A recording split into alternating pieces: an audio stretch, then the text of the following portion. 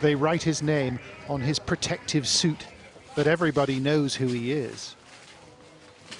Dr. Philemon works at a remarkable clinic where health workers treat victims of Ebola. But this doctor is extraordinary. He caught Ebola, a virus that kills most of its victims, and survived it. Last November, we found him slumped in an isolation tent, wearing the stare of a man contemplating death. I tried to talk to him. Expliquez l'expérience. But the medic said he was far too weak. On our final day in November, a nurse told us he had died. Dr. Philemon. Yeah. To our surprise, we discovered that Dr. Philemon had pulled through. Very nice to see you. Okay, okay. Yeah. How are you feeling? Comment ça va? Ça va bien. Ça va bien? Ça va bien. Wow. I'm feeling fine, he said, and he invited us into his home. We came to see you before we were leaving, and you were not in the cube, and a health worker told us that you had died. Non, c'était pas vrai. J'étais pas mort. Dr. Philemon thinks he caught the virus at the city of Beni's General Hospital, where he worked in the emergency room. Je me suis jamais senti comme ça. Alors, j'ai demandé à ce qu'on prélève mon sang pour l'examen. Bon, les autres médecins doutaient, ils disaient non, bon, ça, tu ne peux pas faire l'Ebola. Mais j'ai dit non, non, de la façon où je me sens, ça doit être Ebola. It must have been incredibly frightening. Oui, oui, ça fait peur. Donc c'est entre la vie et la mort.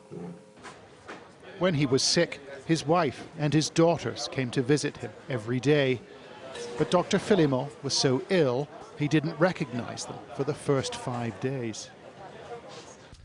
But life has returned to normal, more or less, and we found his children in the outside shed. Esther, will you be a doctor when you grow up? Oui, Oui, pourquoi? parce que j'aime aussi soigner les gens. As an Ebola survivor, the doctor's now immune from infection, and he's been deployed to the city's treatment center. But the hours are brutal, for Beni is at the heart of the epidemic. Chaque jour. Chaque jour. Okay. Chaque jour. I work every day, he says. He begins his shift and finds a patient called Kavira, who's in a desperate state. She's unresponsive.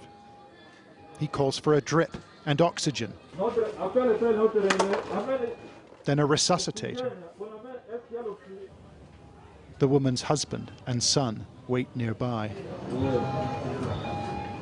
It takes 3 hours to stabilize the patient. And we find him drenched in sweat in the decontamination zone. Why do you work here when you almost lost your life here? J'ai prêté serment et puis j'ai la compassion des malades. Il faut que j'arrive à sauver des vies. Donc c'est mon serment, c'est mon métier. J'aime ça. Dr. Philemon knows, in a way few others could. He knows what his patients are going through, and he'll do anything he can to keep them alive. John Sparks, Sky News in Beni.